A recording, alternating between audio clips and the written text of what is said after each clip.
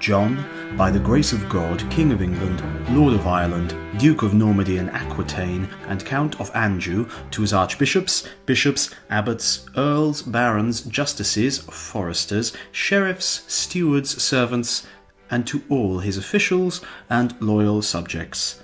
Greeting.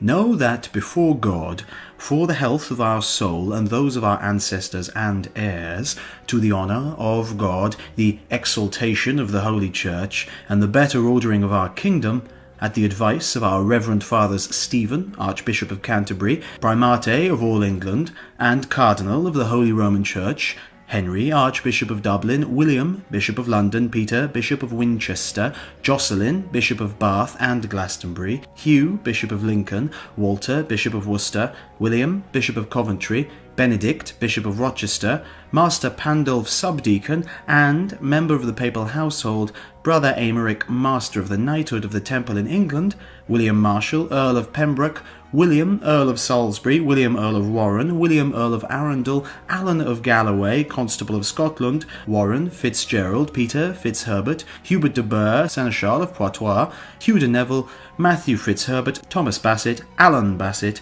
Philip d'Aubigny, Robert de Ropoli, John Marshall, John Fitzhugh, and other loyal subjects.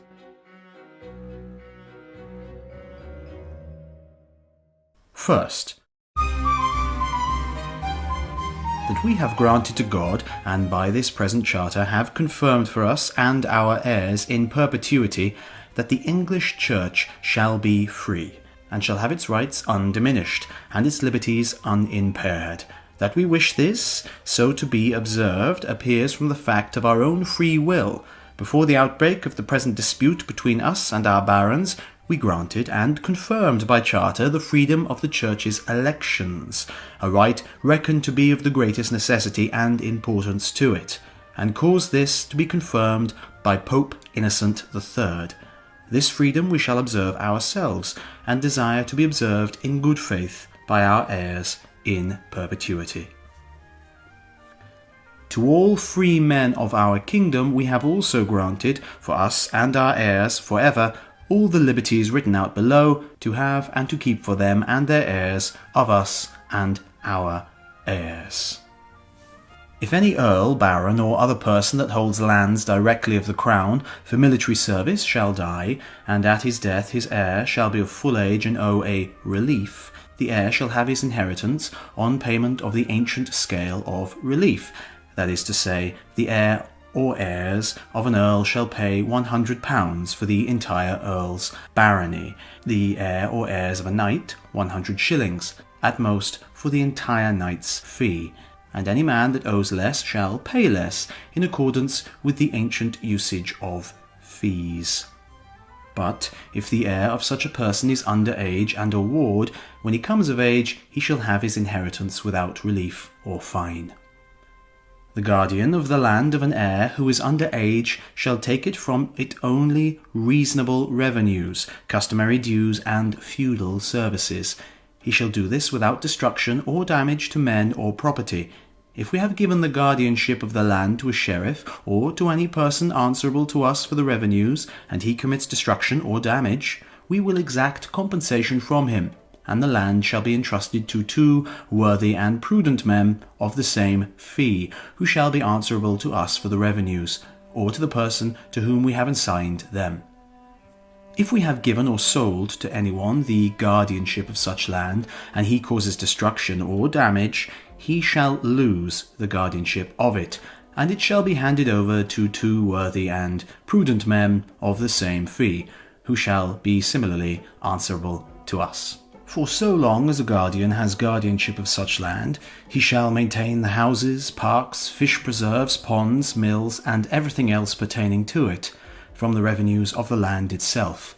When the heir comes of age, he shall restore the whole land to him, stocked with plough teams and such implements of husbandry as the season demands, and the revenues from the land can reasonably bear.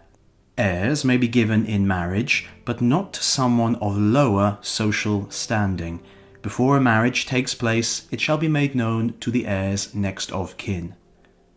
At her husband's death, a widow may have her marriage portion and inheritance at once and without trouble. She shall pay nothing for her dower, marriage portion, or any inheritance that she and her husband held jointly on the day of his death. She may remain in her husband's house for 40 days after his death, and within this period her dower shall be assigned to her. No widow shall be compelled to marry, so long as she wishes to remain without her husband, but she must give security that she will not marry without royal consent, if she holds her lands of the crown, or without the consent of whatever other lord she may hold them of. Neither we nor our officials will seize any land or rent in payment of a debt, so long as the debtor has movable goods sufficient to discharge the debt. A debtor's sureties shall not be distrained upon so long as the debtor himself can discharge his debt. If, for lack of means, the debtor is unable to discharge his debt, his sureties shall be answerable for it. If they so desire, they may have the debtor's lands and rents until they have received satisfaction for the debt that they paid for him, unless the debtor can show that he settled his obligations to them. If anyone who has borrowed a sum of money from Jews dies before the debt has been repaid, his heir shall pay no interest on the debt for so long as he remains under age, irrespective of whom he holds his lands. If such a debt falls into the hands of the crown, it will take nothing except the principal sum specified in the bond.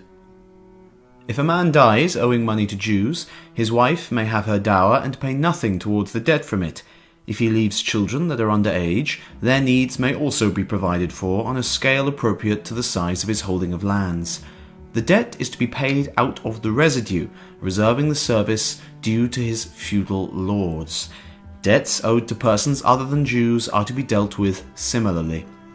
No scutage or aid may be levied in our kingdom without its general consent, unless it is for the ransom of our person, to make our eldest son a knight, and, once, to marry our eldest daughter. For these purposes only a reasonable aid may be levied. Aids from the City of London are to be treated similarly. The City of London shall enjoy all its ancient liberties and free customs, both by land and by water. We also will and grant that all other cities, boroughs, towns, and ports shall enjoy all their liberties and free customs. To obtain the general consent of the realm for the assessment of an aid, except in 3 cases specified above, or a scutage, we will cause the archbishops, bishops, abbots, earls, and greater barons to be summoned individually by letter. To those who hold lands directly of us, we will cause a general summons to be issued through the sheriffs and other officials to come together on a fixed day, of which at least 40 days' notice shall be given, and at a fixed place. In all letters of summons, the cause of the summons will be stated. When a summons has been issued, the business appointed for the day shall go forward in accordance with the resolution of those present, even if not all those who were summoned have appeared.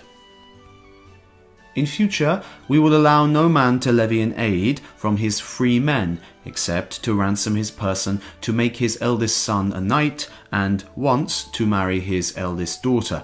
For these purposes only a reasonable aid may be levied. No man shall be forced to perform more service for a knight's fee or other free holding of land than is due from it. Ordinary lawsuits shall not follow the royal court around, but shall be held in a fixed place. Inquests of novel disseisin, mort d'ancestor, and darien presentment shall be taken only in their proper county court. We ourselves, or, in our absence abroad, our Chief Justice, will send 2 justices to each county 4 times a year, and these justices, with 4 knights of the county elected by the county itself, shall hold the assizes in the county court, on the day and in the place where the court meets. If any assizes cannot be taken on the day of the county court, as many knights and freeholders shall afterwards remain behind, of those who have attended the court, as will suffice for the administration of justice, having regard to the volume of business to be done. If any assizes cannot be taken on the day of the county court, as many knights and freeholders shall afterwards remain behind, of those who have attended the court, as will suffice for the administration of justice, having regard to the volume of business to be done. For a trivial offence, a free man shall be fined only in proportion to the degree of his offence, and for a serious offence correspondingly, but not so heavy as to deprive him of his livelihood. In the same way, a merchant shall be spared his merchandise, and a villain the implements of his husbandry, if they fall upon the mercy of a royal court. None of these fines shall be imposed except by the assessment on oath of reputable men of the neighbourhood. Earls and barons shall be fined only by their equals, and in proportion to the gravity of their offence. A fine imposed upon the lay property of a clerk in holy orders shall be assessed upon the same principles, without reference to the value of his ecclesiastical benefice. No town or person shall be forced to build bridges over rivers, except those with an ancient obligation to do so. No sheriff, constable, coroners, nor other royal officials are to hold lawsuits that should be held by the royal justices. Every county, hundred, wapentake, and tithing shall remain at its ancient rent, without increase, except the royal demesne manors. If, at the death of a man who holds a lay fee of the crown, a sheriff or royal office produces royal letters patent of summons for a debt due to the crown, it shall be lawful for them to seize and list movable goods found in the lay fee of the dead man to the value of the debt, as assessed by worthy men. Nothing shall be removed until the whole debt is paid, when the residue shall be given over to the executors to carry out the dead man's will. If no debt is due to the crown, all the movable goods shall be regarded as the property of the dead man, except the reasonable shares of his wife and children. If a free man dies intestate, his movable goods are to be distributed by his next of kin and friends, under the supervision of the church. The rights of his debtors are to be preserved. No constable or other royal office shall take corn or other movable goods from any man without immediate payment, unless the seller voluntarily offers postponement of this. No constable may compel a knight to pay money for castle guard if the knight is willing to undertake the guard in person, or with reasonable excuse to supply some other fit man to do it. A knight taken or sent on military service shall be excused from castle guard for the period of his service. No sheriff, royal official, or other person shall take horses or carts for transport from any free man without his consent. Neither we nor any royal official will take wood for our castle, or for any other purpose, without the consent of the owner.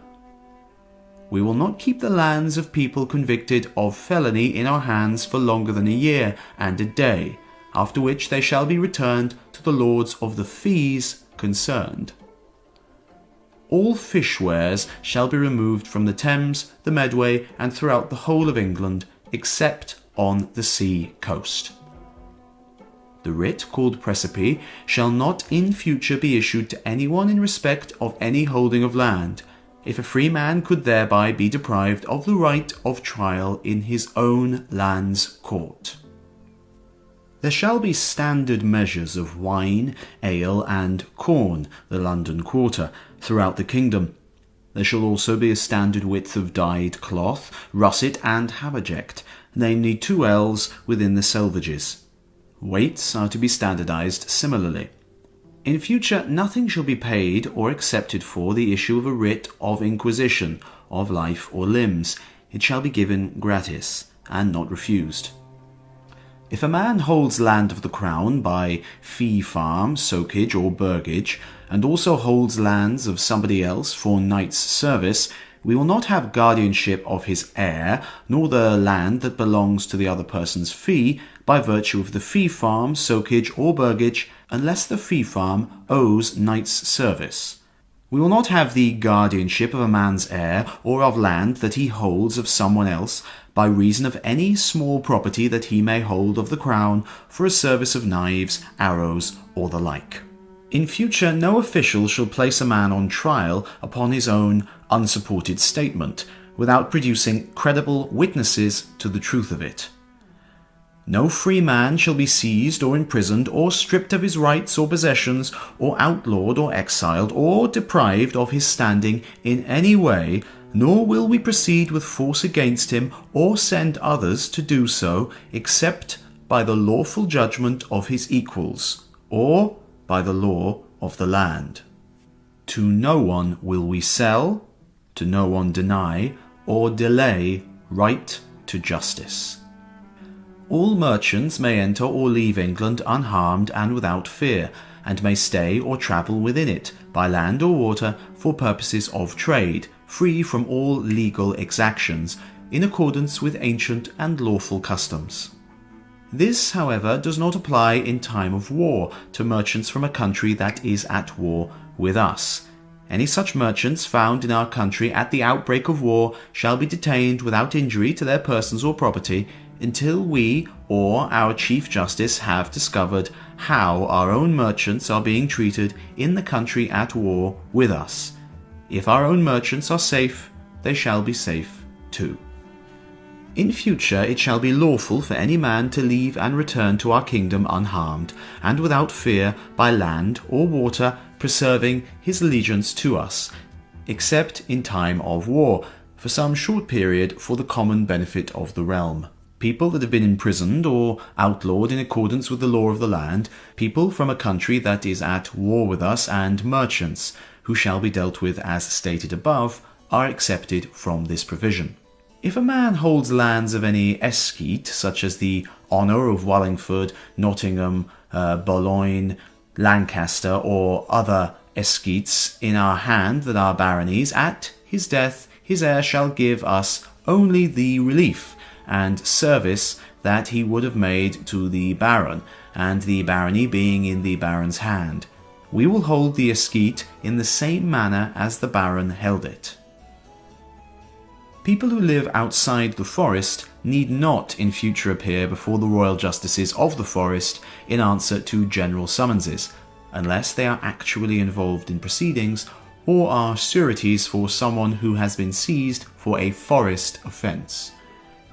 We will appoint as justices, constables, sheriffs, or other officials only men that know the law of the realm and are minded to keep it well. All barons who have founded abbeys and have charters of English kings or ancient tenure as evidence of this may have guardianship of them when there is no abbot, as is their due. All forests that have been created in our reign shall at once be disafforested. Riverbanks that have been enclosed in our reign shall be treated similarly. All evil customs relating to forests and warrens, foresters, warreners, sheriffs, and their servants, or riverbanks and their wardens, are at once to be investigated in every county by 12 sworn knights of the county, and within 40 days of their inquiry the evil customs are to be abolished completely and irrevocably. But we, or our Chief Justice if we are not in England, are first to be informed. We will at once return all hostages and charters delivered up to us by Englishmen as security for peace or for loyal service. We will remove completely from their offices the kinsmen of Gerard de Athy, and in future they shall hold no offices in England. The people in question are Engeland de Segogne, Peter, Guy, and Andrew de Chanceau, Guy de Segogne, Geoffrey de Martigny and his brothers, Philip Mark and his brothers, with Geoffrey his nephew, and all their followers. As soon as peace is restored, we will remove from the kingdom all the foreign knights, bowmen, their attendants, and the mercenaries that have come to its harm, with horses and arms. To any man whom we have deprived or dispossessed of lands, castles, liberties, or rights, without the lawful judgment of his equals, we will at once restore these. In cases of dispute, the matter shall be resolved by the judgment of the 25 barons referred to below in the clause for securing the peace.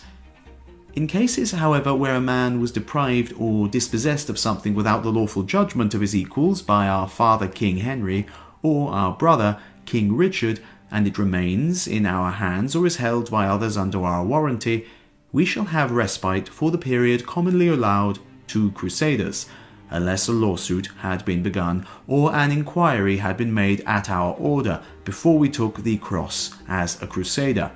On our return from the crusade, if we abandon it, we will at once render justice in full. We shall have similar respite in rendering justice in connection with forests that are to be disafforested, or to remain forests, when these were first afforested by our father Henry or our brother Richard, with the guardianship of lands in another person's fee, when we have hitherto had this by virtue of a fee held of us for knight service by a third party, and with abbeys founded in another person's fee, in which the lord of the fee claims to own a right. On our return from the crusade, or if we abandon it, we will at once do full justice to complaints about these matters. No one shall be arrested or imprisoned on the appeal of a woman for the death of any person except her husband. All fines that have been given to us unjustly and against the law of the land, and all fines that we have exacted unjustly, shall be entirely remitted, or the matter decided by a majority judgment of the 25 barons referred to below in the clause for securing the peace, together with Stephen, Archbishop of Canterbury, if he can be present, and such others as he wishes to bring with him. If the Archbishop cannot be present, proceedings shall continue without him, provided that if any of the 25 barons has been involved in a similar suit himself, his judgment shall be set aside and someone else chosen and sworn in his place, as a substitute for the single occasion, by the rest of the 25. If we have deprived or dispossessed any Welshman of land, liberties, or anything else in England or in Wales, without the lawful judgment of their equals, these are at once to be returned to them. A dispute on this point shall be determined in the marches by the judgment of equals.